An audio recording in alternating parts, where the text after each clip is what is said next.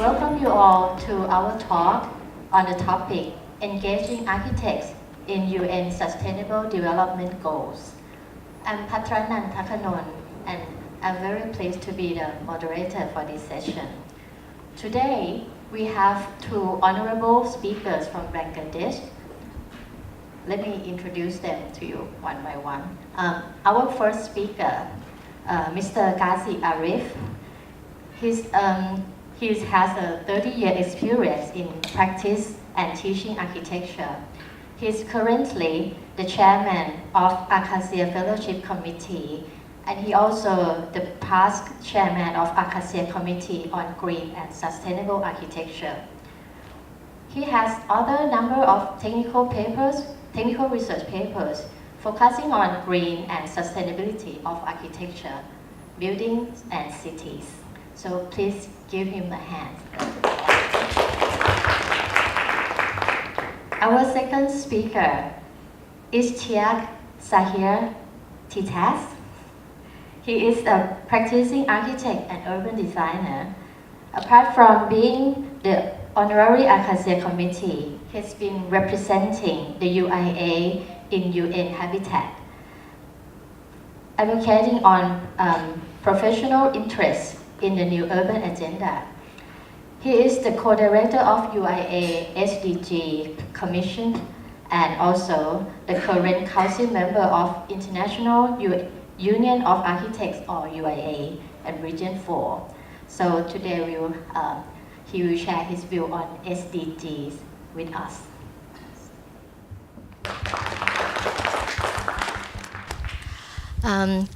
Our talk today will start with Kasi. Yes. So we will give him about 30 minutes, and also the same for HTX. And after that, we will have the discussion. We also welcome any comments, any questions from the floor, from the audience. So please participate in our talk. It's very interesting today. Thank you. So please, Kasi.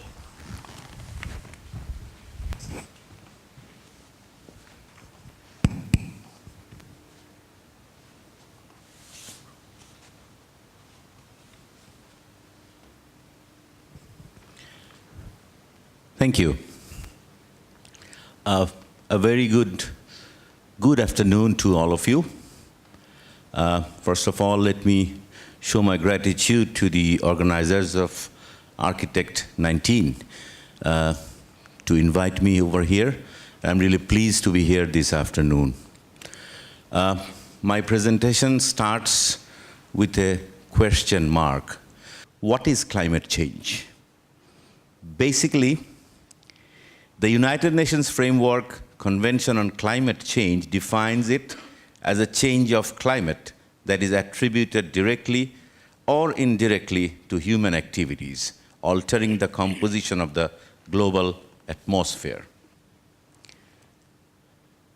It's the change in the statistical distribution of weather patterns, such as we will see, or we already see, the changes in temperature, rainfall, growing seasons and regions, water quality and quantity, heat waves, cold spells, and so on and so forth. But why is this climate change? Most simply, we can tell it's because of the greenhouse gas. Climate change is anthropogenic. It's an anthropogenic human-induced activity which causes global warming by generating greenhouse gases. The greenhouse effect is the cycle by which these gases become trapped in the atmosphere. This is very basic of greenhouse effect and global warming. And these greenhouse gases, mostly carbon dioxide, are emitted through different uses of building, transportation, and any other, a lot of other instruments and means. And the chart shows by country that generates the CO2 and fossil fuel the most. On the right is the level of fossil fuel that's been generated through different times from 1900 until the current times. On the left, it's the country which emits the carbon dioxide the most. And without the greenhouse gases, Earth's average temperature would be much less, about minus 20 degrees Celsius. There is a strong correlation between carbon dioxide content in the atmosphere and the temperature. The more the greenhouse gases are there in the atmosphere, the more the temperature is high. So this is again a chart which shows the atmospheric concentration of carbon dioxide from 1870 to 2000. We can see the amount of CO2 in the air rises up to 370 ppm, or parts per million, in the 2000. And these days, it has further increased, the CO2 in the atmosphere. And because of this rise of temperature, because of the greenhouse gases, we suffer, or the planet suffers in a lot of ways. We see deforestation. About 50% of the Earth's greenery, or the forest cover, has already gone. And most of it is damaged or destroyed in the last 3 decades. And we have rise in global temperature. The IPCC estimates about 1 to 5 degrees centigrade of increase in this millennium. So ecosystem is at threat, our maritime life is at threat, and the human race is also at threat with this expected rise in temperature. And if we cannot control this rise of temperature, our beloved planet Earth is at stake. And there are certain things that we already have started seeing or experiencing as the change in climate with climate change. There have been frequency of extreme climatic events increasing. That is, the same location sometimes experience flood and sometimes drought. There has been increase of floods. This is Pakistan in 2013. Flood waters inundated up to 1/5 of Pakistan, and about 20 million people affected. This is Russia, 2012. Severe drought, and a state of emergency had to be declared in 20 of these regions. We also experience and will experience further the changes in the patterns of rain. Increase in the annual rainfall will be another event to kind of validate climate change. Wildfire, another important issue. This is Australia in August and November 2013. There had been hundreds of wildfire in November 2013 in Australia. The state of New South Wales had unprecedented levels and scales of severity with this kind of wildfire. Tornado, cyclone, typhoon already has been increased more than any other time in the history. This is Philippines, 2013. With the increase of tornadoes, we already lost a lot of lives in different parts of the world, and it still continues. This is Bangladesh, where I come from. Destruction of cyclone Sidr in 2007. 2.3 million households affected. The number of deaths was estimated to be about 3,500. and more thousands were missing. Melting glaciers. With the rise of temperature, on the left, it's the same place with a difference of about 60 years. The glacier in Alaska already melted and became a river. And with the melting of the glaciers and the polar ice, there is this rise in sea level in many of the low-lying areas and countries and regions of the world. This is Bangladesh. If there is at least, there is 1 meter rise in the sea level, there will be 50 million people in Bangladesh will be affected.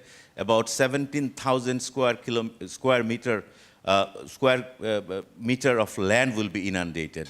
And if there is little more rise, like 1.5 meters, 22,000 kilometers of area will be inundated.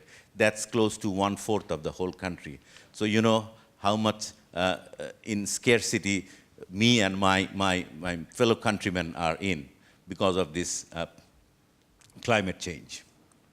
Smog, another burning issue. This is Beijing and Delhi. In many times, the schools and offices had to be shut down this year and previous years also in Beijing and Delhi and many other countries. There have been a lot of health problems regarding, as a result of this smog in Beijing and Delhi. Another interesting change because of the climate change, weird bloom.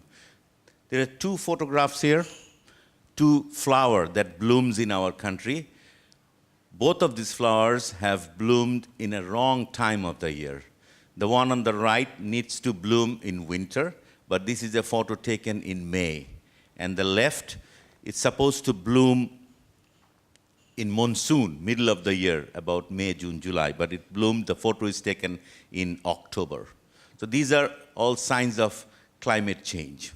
Now, how do we combat? How do we encounter or combat climate change? In fact, it is an environmental issue, but it relates lot of other issues. It's partly because of the science, economics. I mean, these are the issues embedded with climate change. Science, economics, society, politics, moral and ethical questions as well. And it is a global concern. But the target is to reduce emissions of greenhouse gases by and large. In any case, in any way we can. That is the target. Because the carbon dioxide concentration is still on the rise. I have seen that shown the chart which has got the highest level of CO2 was 300 ppm, but these are the three data of the last 3 years, and it's not started decreasing. It's still on the rise. Last time in June 2018, it was 410 ppm. When we talk about these global greenhouse gas emissions by economic factors, the chart on the left shows the different sectors that contribute to this global greenhouse gas emission. And if you can see, there are two big issues. That's on the right, the electricity and heat production. Those are the powerhouses. And on the left, there are the industries, and on the bottom, with 6% contributions, are the buildings. So these three components are the result of building and architecture. So as far as the architects are concerned, they are connected at least 50% contribution towards global greenhouse gas emissions. And on the right, it shows the growth in buildings, energy use relative to other sources. It shows the energy in the building use is also on the rise. Since 1980 to 2005, there is always this rise in buildings' energy use, which contribute to climate change, of course. I have many examples of many developed countries. The trend of their changes in the use of energy in buildings. This is just one case with Japan, which has got about 33% rise in the energy that they use in their buildings. This is the same thing with Japan. I mean, there are other developed countries also which are using energy in their buildings increasing every year. This chart might be of interest. It shows the global hectare per person as opposed to the biocapacity of any region. On the very left is North America. North America is using so much of energy that it's using 3.7 times their biocapacity. So they're supposed to use certain amount of energy, but they're using 3 times more than whatever they are supposed to use. So this chart interestingly shows that North America, Europe, and few other countries are using much more energy than they're supposed to use, than their biocapacity. This map also shows different regions of the world. Those are using energy in buildings or in any other means much more than what they're supposed to use. If you take the darkest part, probably it will be North America. They're using like 10 times of the energy they're using, 10 times that they're supposed to use according to their area and population. So combating climate change, through research, there are found that 2 ways to combat climate change. One is mitigation and one is adaptation. Mitigation measures are those actions that are taken to reduce and curb greenhouse gas emissions. And adaptation measures are based on reducing vulnerability to the effects of climate change. Mitigation normally attends to the cause of the climate change, and adaptation addresses its impact. So mitigation, there are 3-4 issues that could be followed to mitigate the effects and the causes of climate change. We must practice energy efficiency in all our activities, including buildings. We need to increase the use of renewable energy in every aspect of our life. Electrification of the industrial process, getting out of coal and other stuff could be another way. And we need to increase efficient means of transport. And there are other factors not directly related to architecture and buildings. It's regarding finance and economics. That's to enhance carbon tax and emission markets. So these points, if we can follow, we are kind of trying to practice sustainability in our buildings and architecture. And then what to do as the actions for mitigations. We need to build awareness that what is going on with the earth. And we need to have the commitment to combat that. We have to have the commitment to fight or mitigate or adapt climate change. So the architecture, the planning, the whole technology needs to change. We have to have new vocabulary of our practice.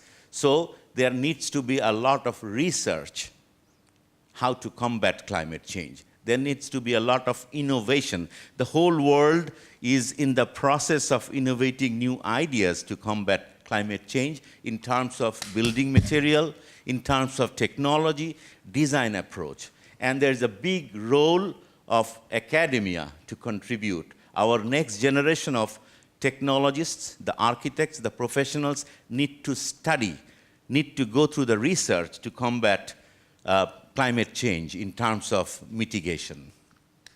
Next is adaptation. So adaptation would be to secure facility locations and infrastructures, landscape restoration and reforestation, flexible and diverse cultivation, not directly related to building and architecture, knowledge and foresight on possible catastrophe, temperature behavior, and preventive and precautionary measures. And when we talk about adaptation, we have to go a little farther than sustainability. We have to go for resilience in our cities, in our homes, in our built forms. And there are certain actions we also need for adaptation. Again, awareness, commitment. Now, the issues of policy comes in. We have to adopt a lot of policy to be implemented in the future to stop climate change. We need to build our capacity in terms of technology, building, and architecture, so that our habitat can be more resilient, our architectural design can become more resilient, and there should be rethinking of the whole scenario of urban planning, because climate refugee will be a set of people in the coming years for our planet that we have to deal, or we have to accommodate them into our urban habitat. Migration and climate refugee are the issues in future. And we do not need to think global, we have to rethink global. We have to rethink how the whole community, the global community reacts or acts to climate change. And there is this Sustainable Development Goals from United Nations. My friend Ishtiaq will talk much details about that. I would not go further details of these SDGs, but 17 goals. To me, there are 5 goals that are directly connected to architects. I'm sure he will explain them in his own way and, of course, in a better way. So, combating climate change, the whole world needs to take some pledge. What are the pledge? To me, the most important pledge is to change our life and lifestyle, because our lifestyle is the initiator of all need and all desire of development, building, architecture, affluence, and use of energy, and then emission of carbon dioxide. So it's our life and lifestyle which needs to be changed. And 3 points to change our lifestyle about. One is reduction, which is live with less. One is simplification, to eliminate the unnecessary and to let the necessary stay. And reunification, that means we try again to design with nature and live with nature. This is just a couple of examples of the lifestyle. Perhaps we would not like to continue, because these kind of lifestyle are not going to encourage sustainability.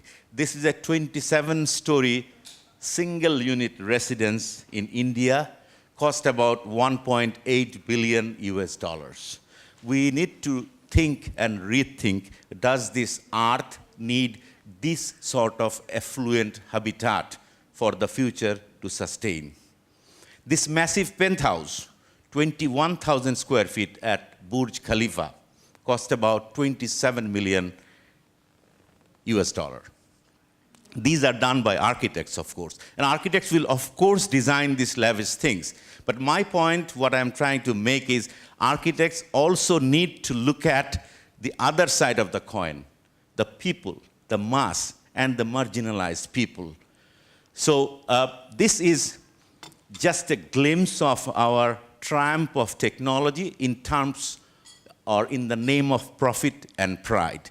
In just about 15 years time span, the world has gone in terms of tall buildings from a 300-meter structure to 800-meter high tall structures.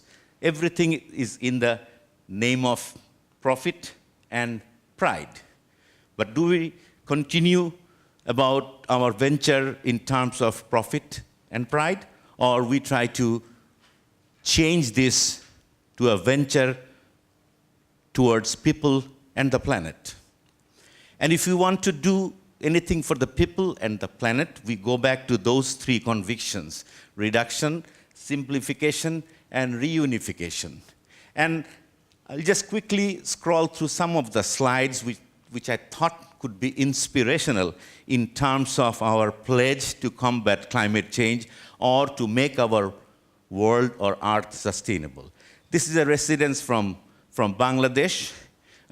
We can see the integration with the surrounding land, water, air, and greenery. Flow of internal space, living pattern, the embedded ethos of life in that part of the world. This is a project which won IAB annual awards. Same project. A ready-made garment, commercial venture, of course, inspired by vernacular, long overhang roof on high steel posts, a pavilion very much of local archetype rooted in the responsive and responsible kind of architectural journey. A handmade school made of mud, Meti School, the winner of Aga Khan Award for Architecture, again in Bangladesh. A rural school, locally called Pathshala in a rural area, made of bamboo, 100% local material and local craftsmanship. School for less privileged children in rural area. Citywide community upgrading, a project developed and grew over time and still growing, a continuous and cooperative approach to provide shelter to extremely low-income community. Disappearing lands, supporting communities affected by river erosion. It's in an island, kind of middle of the river for the marginalized people. An effort to kind of give them back a new life, new hopes, new meaning of the existence. This is a community mosque within an urban fabric, a new vocabulary of mosque architecture, purity of the geometry of square and circle, principles inspired by the Islamic architecture. Light remains at the core of the design, a carefully scaled and proportioned volume that is the prayer hall. This is a winner of Aga Khan Award also. Another project, another Aga Khan Award winning project, the center serves and brings together some of the poorest of the poor in the country and by extension in the world. Built on existing low-lying land, prone to flooding, the complex is protected by a mini embankment. Extremely restrictive budget, open pavilion type architecture, courtyards and light wells, pools and plantation and earth covering and roofs contribute to a naturally ventilated scheme. So these were a few inspirational examples that I thought I could bring for you from my country. These are not my projects. These are done by architects back in my country. So now, what's happening with planet Earth when the climate is changing? Planet Earth and climate change, let's say planet Earth needs change. So what kind of change we expect? This chart again shows by country the countries who are using more than whatever they are supposed to use. Top left, there is Bangladesh. It's using much less of the resources it's supposed to use.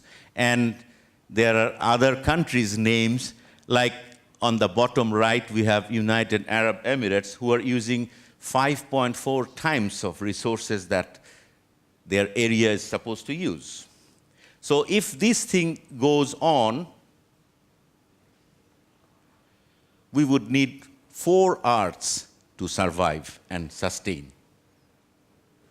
But there is no planet B. No planet B for us. So, what we do with architecture if we don't have a decent planet to put it on? In fact, this was the question I wanted to ask before I started my presentation. And this is a world of 7 billion people today. And if you look at the statistics, 46% of these 7 billion people are aged less than 40, and 26% people are aged less than 16. So if we don't have a planet to put a decent architecture on top, what would we answer to our next generation? I leave this question to all of you. Thank you very much.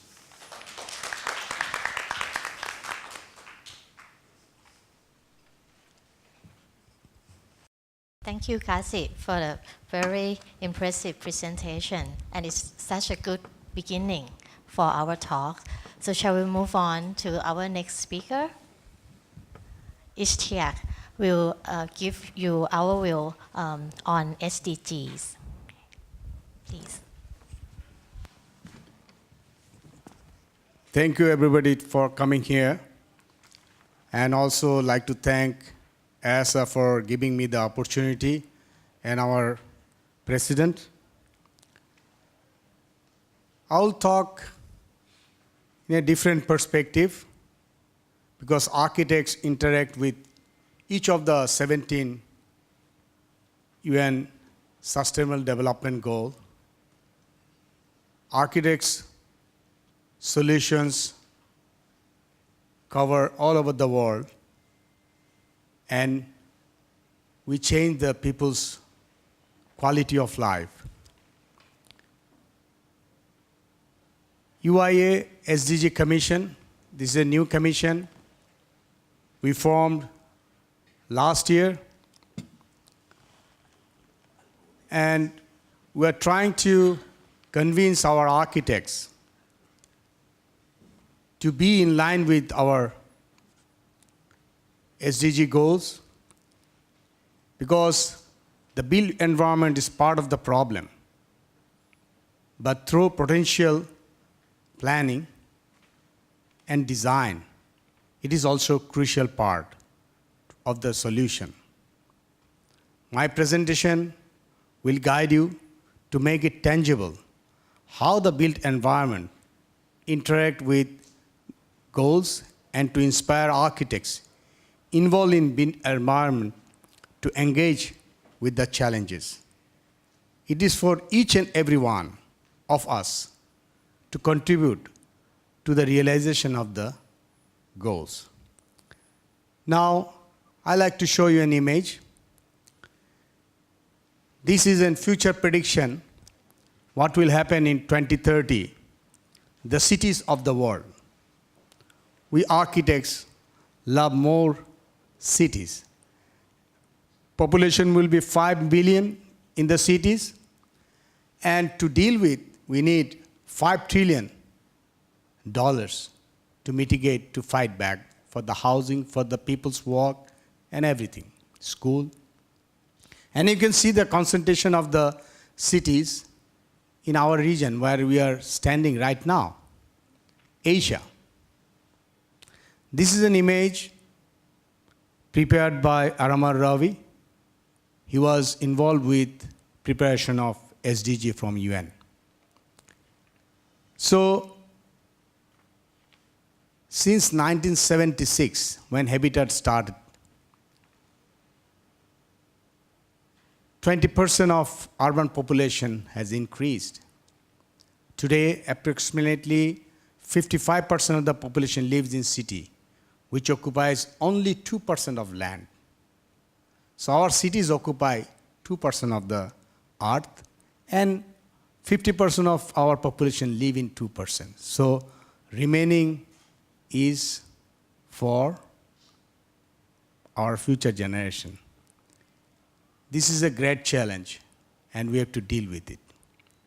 So all the world leaders gathered together in 2015 in New York and passed the resolution of Sustainable Development Goals 17.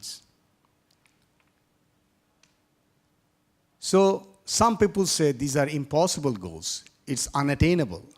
Some people say this is impossible, but it's attainable if we work together.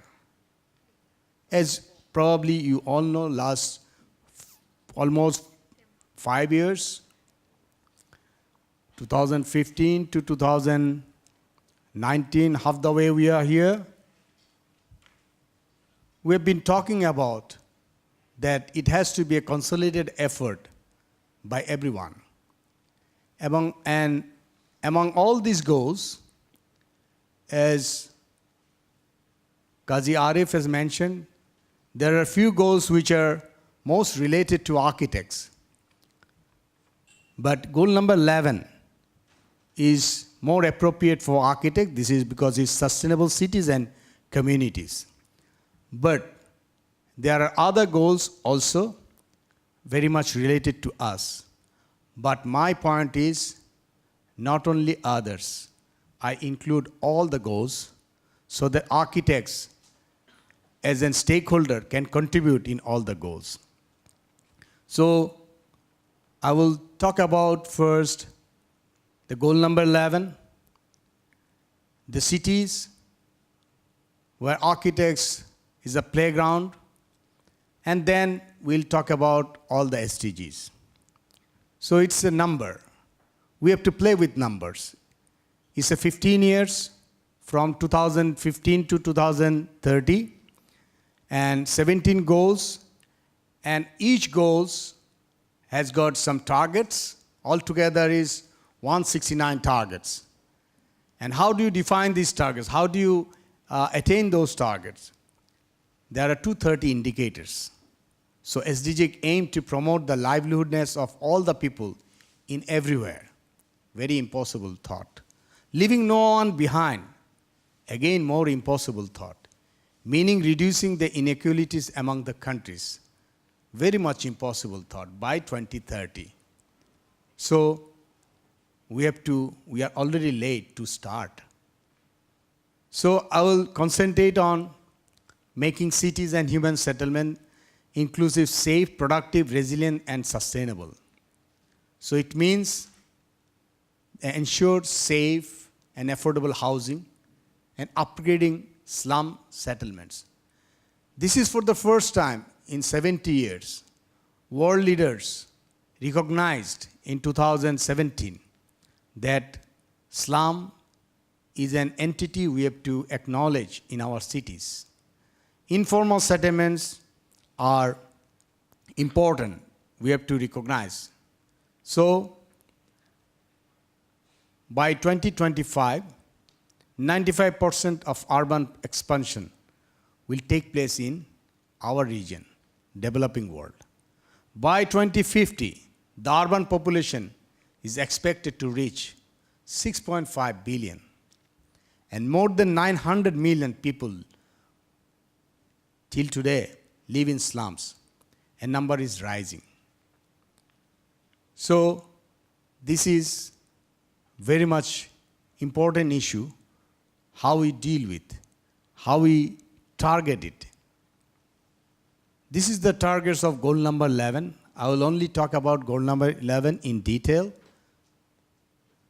To educate, safe, affordable housing and basic services and upgrade slum. This is one target. Second target is a sustainable and accessible transportation system, the mobility. This is very important for our cities. Sustainable human settlement and planning has to be inclusive and participatory so that it can be as per its planning and it can be managed well all the country-wise. While we develop, we must uphold our world culture and heritage, natural heritage. We just cannot ignore in the name of development. We must work to reduce any development has got adverse effect. We must reduce the environmental impact in the cities. We provide universal access, and one of the more important things that's happening in our region, in Latin America, Africa, and Asia, that urban, peri-urban, and rural area, we are losing the linkage in the name of development, in the name of architecture. So this will actually, if we try to target all those things, the innovation, Qazi Arif told a few minutes back, the innovation will come if we want to target those, our new thinking process. The conventional process cannot reach these impossible goals. And last one is the implementation and the policies. That has to be consolidated and coordinated effort by all parties, government, private sector, and stakeholders. This will come in my talk again and again, just to reiterate so that it stays in your memory, in your mind, in your head when you leave this room. So how do you attain those goals, target, and indicators? So in 2017, after 2015, 2017, world leaders again gathered together. 193 countries in Quito, Ecuador. There is a global conference every 20 years it takes place. It's called Habitat 3. And they passed a resolution, the new urban agenda. This is a recipe for attaining those only for goal number 11. So all these goals, why cities are important? Because hunger, the poverty, the well-being doesn't have any face. But how do you see that these indicators has been increased? The cities are the face. So cities are where the battle for sustainable development goal will win or lost. This is a statement by United Nations because it is a battle. We can win, we can lose by 2030, but we have to walk. So in present day, to achieve SDG, city must be well designed and well managed. Now the architects comes. As architect, we have to act on that first. My involvement, interaction, attachment, engagement with all these organizations, and at the last 2 years, we are working with UIA SDG Commission on Sustainable Development Goal. We came up with few notions for a sustainable city. Let me quickly go through all these on the cities, then we'll go how architecture stayed away along with the cities, because our architecture sit on a plate and that is our cities.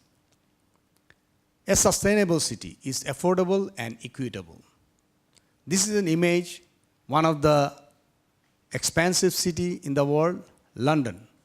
And they are also trying to make an affordable and equitable for low-income group in mind.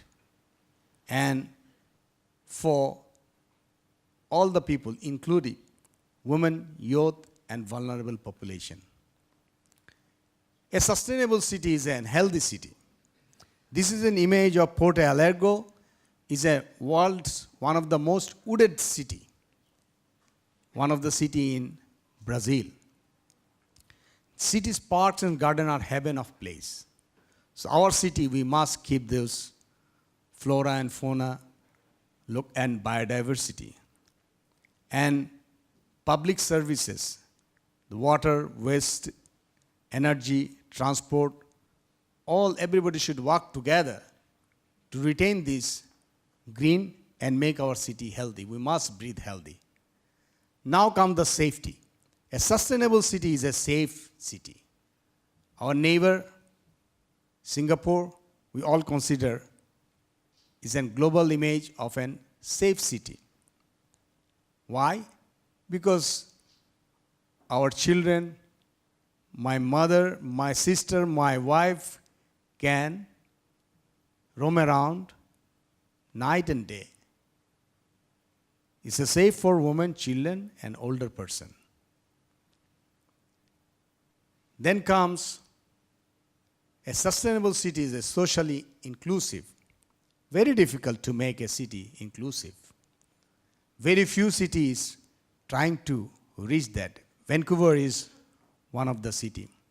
Because spaces for all segment, they try to accommodate an all age within the city boundaries. Segregation and exclusion, they are trying to eliminate. Then comes Bogota. Probably most of the people in this room heard about how Bogota has become a transit-friendly and very well-planned, walkable, biking distance. Everything is very closely knit. As you can see in the images, 2 mayors changed this whole city in 2 years, in 2 terms, 5 or 6 years together. Then comes a sustainable city is a regenerative city. The issues Qazi Arif has mentioned earlier, it has to be designed resilient by being energy efficient, low carbon, and increasingly resilient on renewable energy sources. And it replenishes the resources, it consumes and recycle and reuse waste. It's very, very important. We, through our life, we generate waste in our building, in our house, in our street, in our ocean, in our forest, everywhere, in our streets.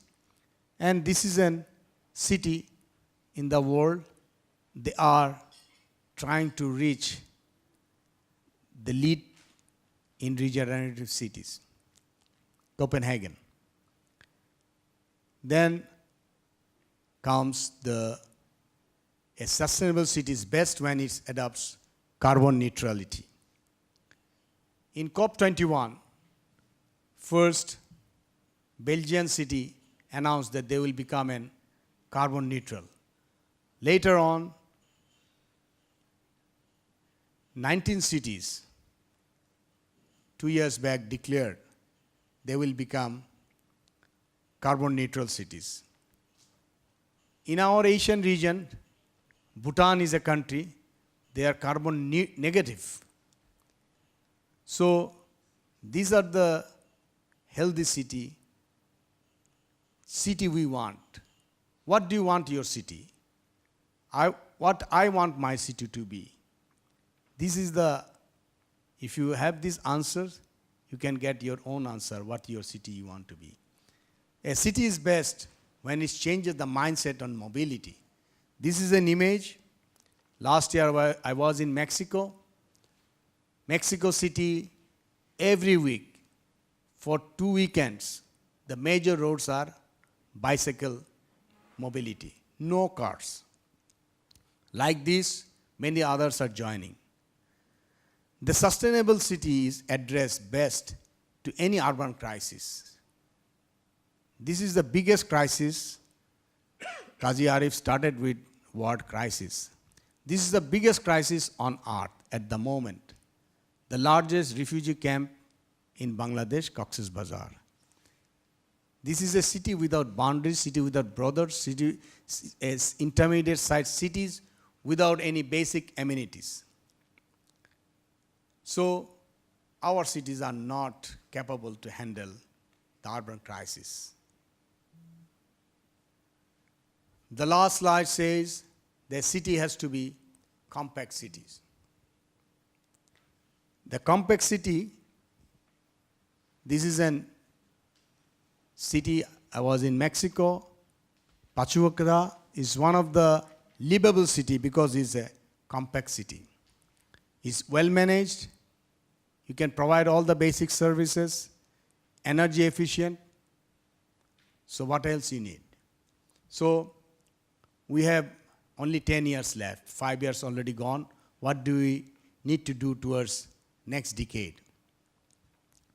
We have to share as a professional, researcher and academia, we have to share our collective knowledge. We have to work cross-discipline. We take responsibility for building consensus among the different parties. We have many differences. We as an architect cannot alone deal with these things. And speaking with one voice is very difficult. Only to the areas where we have agreement, we have to raise one voice and act ethically and responsibly and transparently. So I will skip these slides very quickly. These are from our SDG goal commission. We prepared how we can relate with goal, each goal, 1, 2, 3, 4, 5, 6, 7, 8, 9, 10.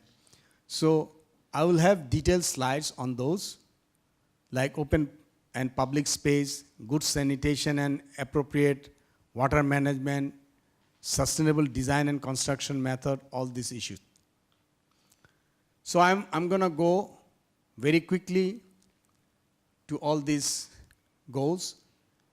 From our SDG Commission, we prepared a document. It's called Call for Action, a guide to architecture on SDG.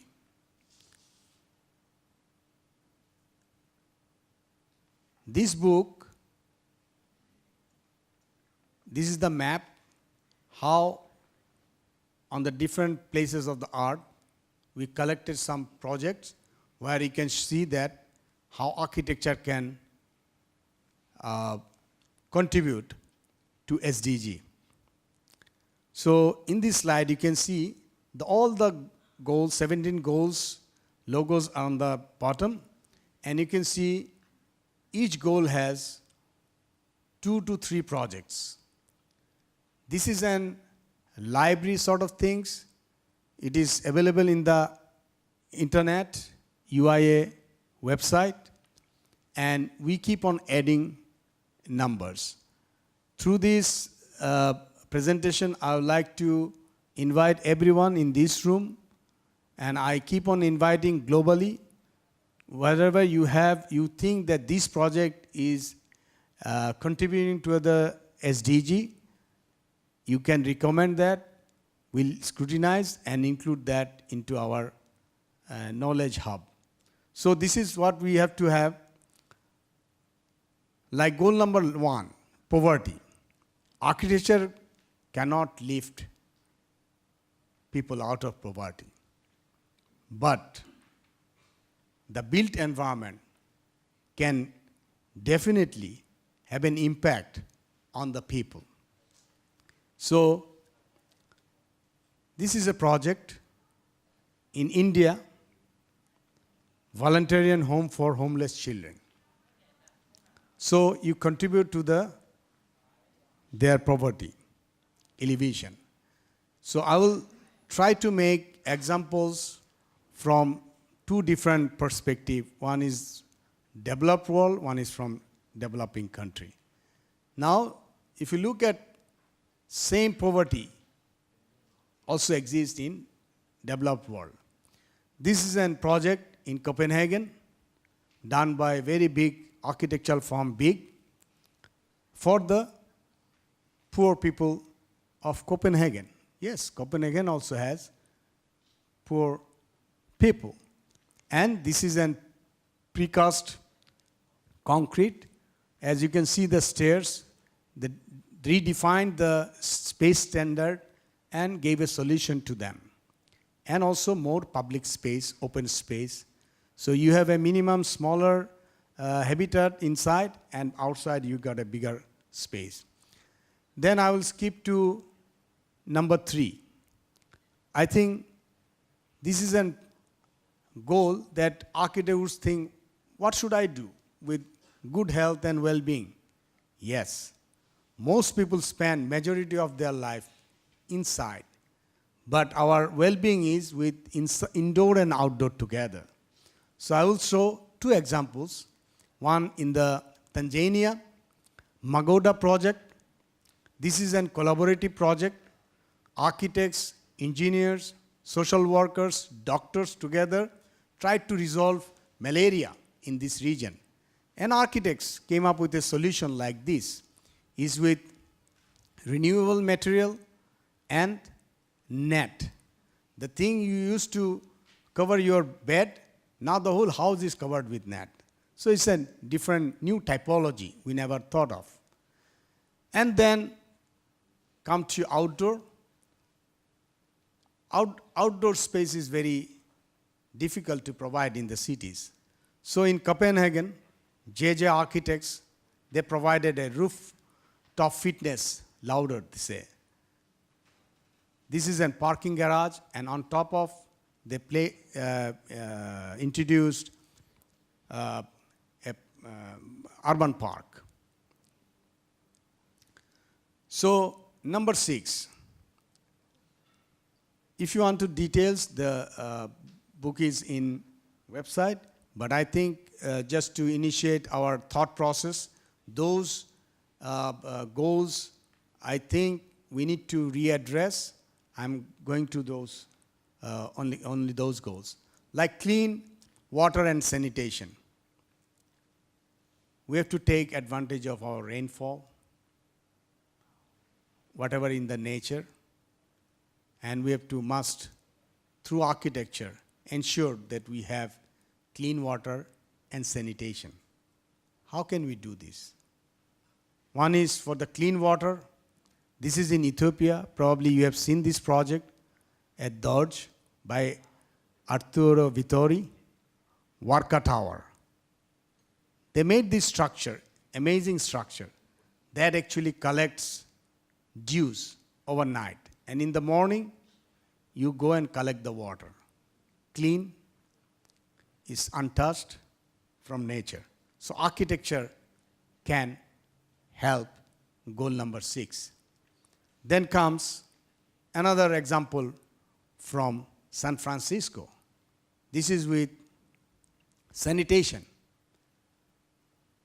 This is the San Francisco Public Commission building, and the surrounding area, they have 100% recycled water for their low water urination and those other systems.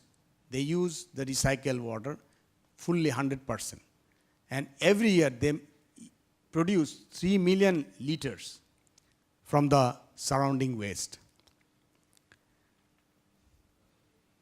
Then comes goal number 7, affordable and clean energy. This is very much through architecture we are doing, and the built environment, we are major source to produce waste, and our projects are energy hungry. This is a project from Malaysia, Penang, a factory building. As you can see, how the energy has been reduced with an pergola shade and the green inside. It doesn't look like a factory. Conventional image of a factory has been changed. So these are the innovation we have to look into. Without innovation, we cannot resolve all these goals, the complexities. Next comes industry innovation and infrastructure, very much related to architecture. And this is a very interesting example, the plastic, recycled, handcrafted.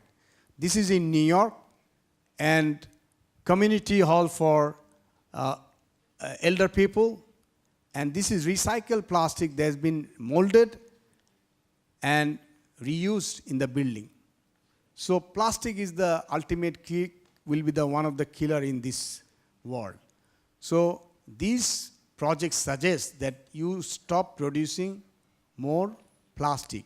We will recycle the plastic, whatever has been produced in the world, because plastic you cannot, it will remain forever in the world probably.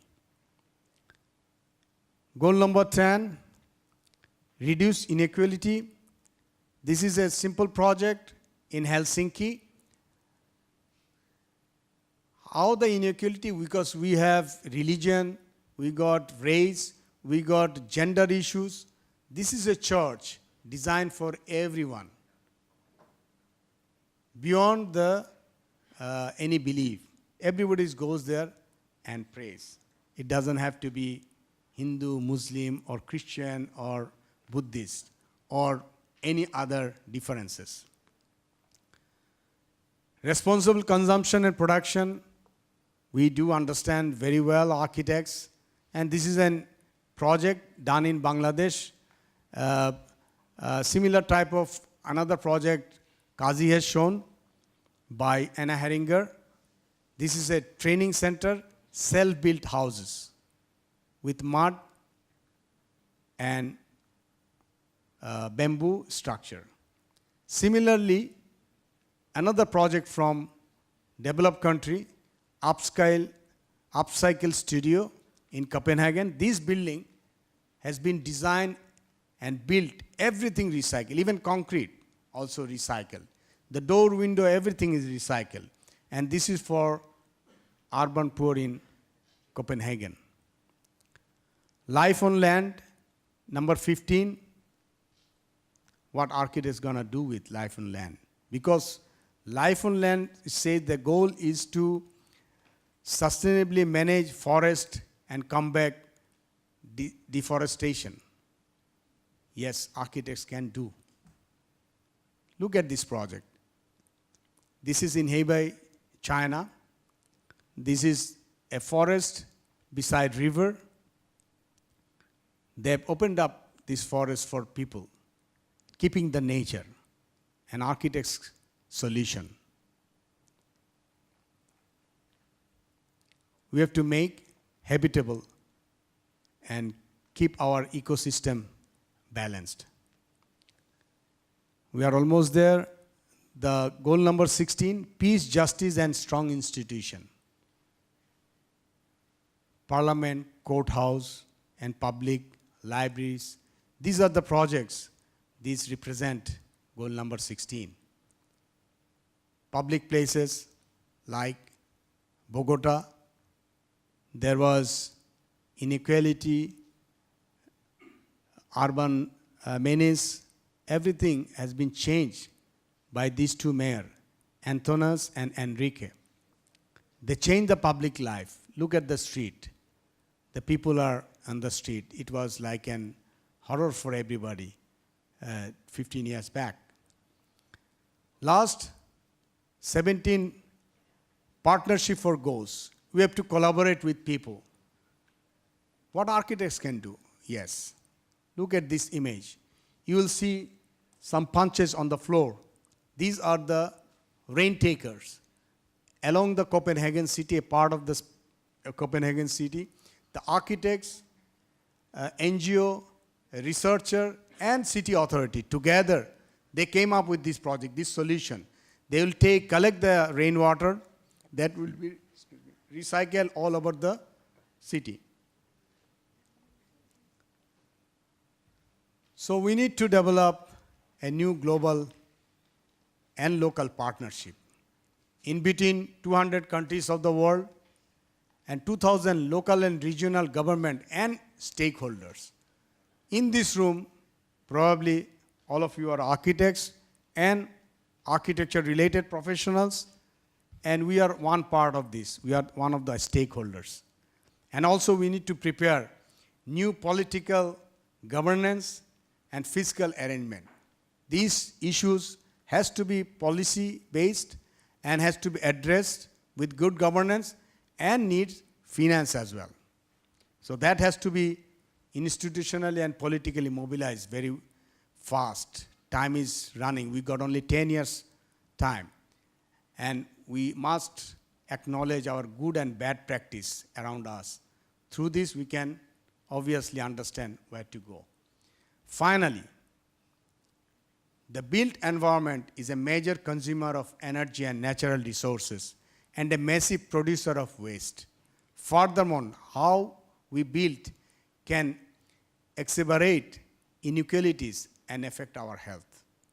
So we need the effort of all stakeholders to create change. We call upon government, civil society, and private sector to help secure tighter government regulations, public demand for sustainable solution, and the investment. Every year, we lose hundreds of thousands of precious acres of agriculture and wetlands. And wasteland continue to grow. Poverty grow at staggering and concentrated in informal settlements. We accept UN Habitat's new urban agenda as our own. We endorse UN 17 SDG, and we pledge to achieve carbon neutrality in our communities and building. This is a statement from our UIA SDG Commission. With this statement, we came up with an declaration last month in Dhaka, the capital of Bangladesh. Last 13th April, the UIA SDG Commission made a declaration along with Arcacia and Institute of Architects Bangladesh together that we must end poverty and hunger, good wealth and well-being, quality education, gender equity, clean water and sanitation, affordable and clean energy, decent work and economic growth, industry innovation and infrastructure, reduce inequality, sustainable cities and communities, responsible consumption and production, climate change, life below water, life on land, peace, justice, and strong institutions, partnership for goals. Signed by two co-directors of SDG Commission and President UIA, President IAB, and President Arcacia. With this document is already available in the UIA website. You can go and download and read the whole thing. So this is my last slide. I think I have taken more time. So it truly matters how people build, where, and at what cost for people and the environment. We pledge to hold these global goals at the core of our action, to build better cities for the benefit of all people while conserving our resources and using them wisely. Thank you very much.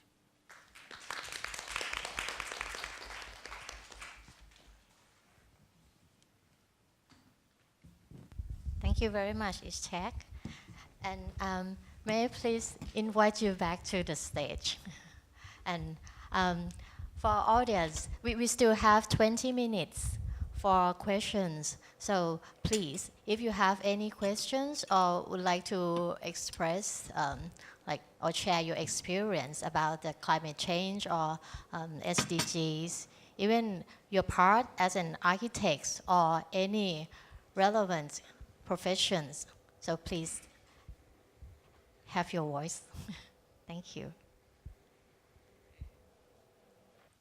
So this is a very big community and it's a big strength. We have to use that.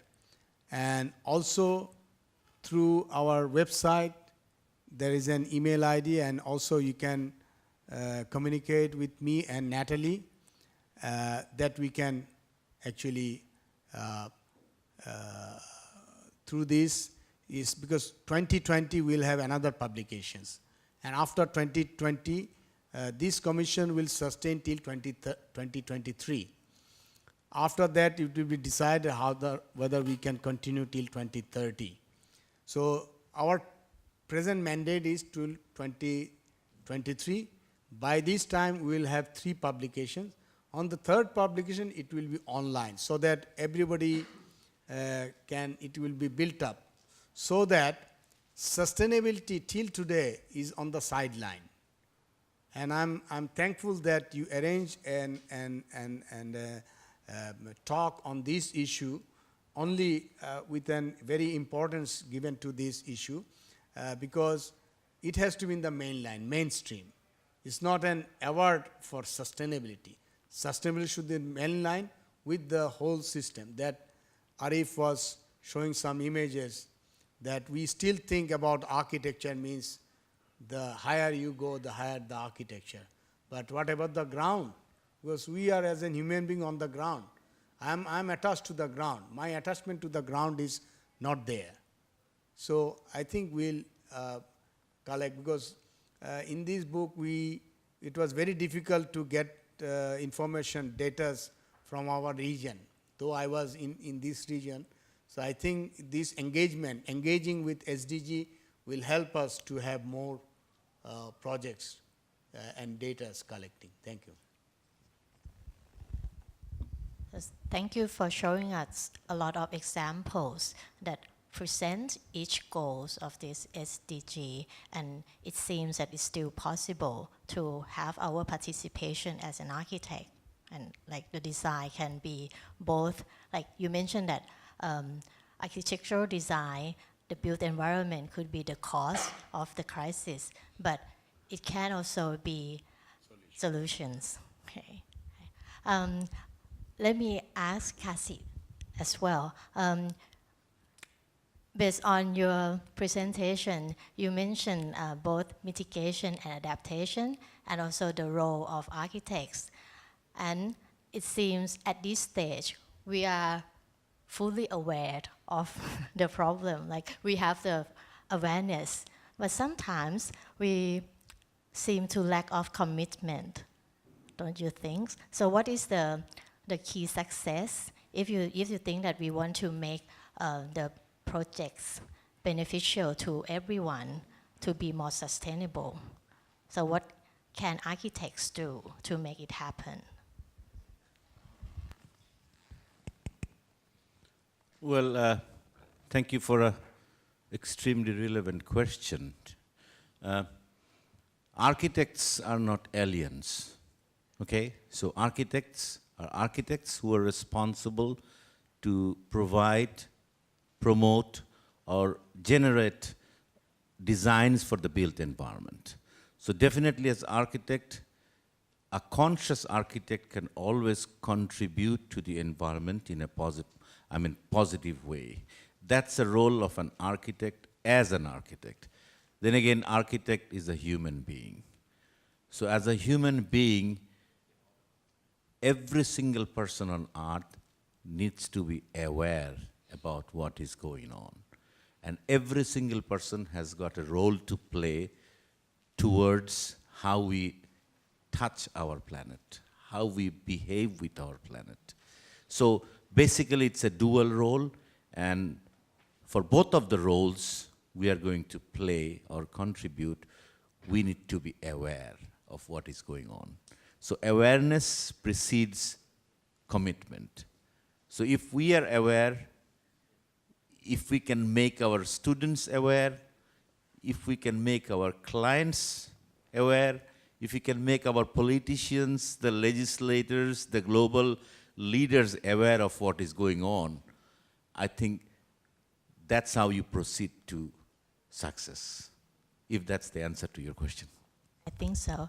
And like, as architects, engineers, or other relevant professions, we may be part of the projects, but we also have other disciplines, and especially our clients, the developers sometimes. How can we make the projects successful and more sustainable as we want? Because sometimes they might start from another approach, say cost benefits only, instead of looking into the holistic approach, other area of I guess we need to show them the slides that we need 4 arts if we go by their rules of the game. So it's about convincing people, it's about growing more awareness, and then get them committed. And there are examples of doing sustainable architecture in a big way, and there are projects who are also kind of profit-oriented, but then again sustainable. So it's a kind of a mindset that you like to promote, or you like to sort of embrace in your journey of building industries. Can you each touch more upon some projects that you mentioned earlier? Like, did they start like bottom up or top down? I would like to just, whatever he just mentioned, I'd like to give him one example. Look at bicycle and a car. If you sit in a car, you drive, you gain fat, you burn fuel. In bicycle, it's other way around. Your fat is the fuel, and you live a healthy life. So actually, it's like you have to look in a different way. The money, the profit, the economics is there. So we call the climate economy. This has to be right. So I was in last September in ESCAP in Bangkok. Before COP21, they were talking about whole day how to mitigate this fund. Yes, I want to do this. It's right, you mentioned that developer also want to do something about the climate change, but he needs money. So it is like we have to be innovative. Like we want to introduce solar panel, we want to introduce windmill. Look at the European countries. Copenhagen already is 90% on running on renewable energy. There is a cost. They have somehow got the technology to cut down the cost and the benefits. So these are the innovation and the technology and the finance together has to have an idea. That would be the model to give to the developer that yes, you make your money, but not at the cost of other people's livelihoodness and their life. So climate change, there is an African country called Chad, and there is a lake. Due to climate change, that lake water has gone down, and these people are been displaced. And they have been talking to many people for last 10 years. Nobody listened to them. Last time in COP24, their voice has been heard, and now there is a new model how to help them out with money, and the developer also trying to replenish their livelihoodness. So it has to be an innovative way to deal with this thing. Thank you. Thank you. Any more questions? No? So maybe I continue mine. Okay. In Bangkok, we also have the problem, especially this year, people noticed smog. Right. Because we had, well, actually it's been like this for many years, maybe more than 10 years. But this year, last year, in winter time, we experienced a very severe condition, right? And that's also due to the urban condition. So these days, we are facing the challenge of urban living. How can we balance out between urban development and also the people's well-being? It says no more mega cities. It has to be compact cities. So you make more compact, intermediate cities has to be developed. So it is more concentrated on Bangkok, Kuala Lumpur, Dhaka. So we have to develop our other cities so that wealth and people, everything is concentrating in one places, and we are failing. So the example you gave, this is one simple. There are many. Everything is gonna fail. So our idea is, there was in Surabaya in 2017, it was discussed and declared that global concentration should be on intermediate cities.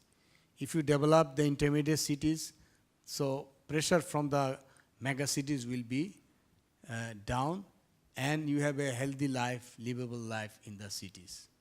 Otherwise, you concentrate your housing, you concentrate your education, you concentrate your health, and everything fails. Doesn't it mean that architects have to collaboratively work with urban designers, policymakers? And for Bangkok that we are right now, like we're still growing, like as you mentioned, the mega city, even though we have the policy about making the compact city, but we still are failing in a way to provide like green spaces for people. Like if we look at the standard, we have very much low like numbers for like about 4 square meter per person, which is much less than the 9, like half of it. Yes. So and when you mentioned the intermediate cities, are there any right now? Are there any examples of the intermediate city that are being developed? Actually, intermediate cities are the cities with 1 million people. More than 1 million people is an intermediate city. So there are many, plenty in the world. And Surabaya is one of the intermediate city that's been regarded, the mayor has been awarded for most walkable city in our region. Like this, another Chinese city is Weihai. There are 3 Chinese cities, I don't have other names. Weihai, they deliberately avoided any flyover, any building beyond 10 stories. And they have 4 kilometers of park and open spaces. So a city should have 40% open space. And no megacity has this, but there are 2. One is Barcelona, one is New York. Very surprising when I got this information. The New York and Barcelona comply with the UN standard of 40% open space. 40% open space, including the street.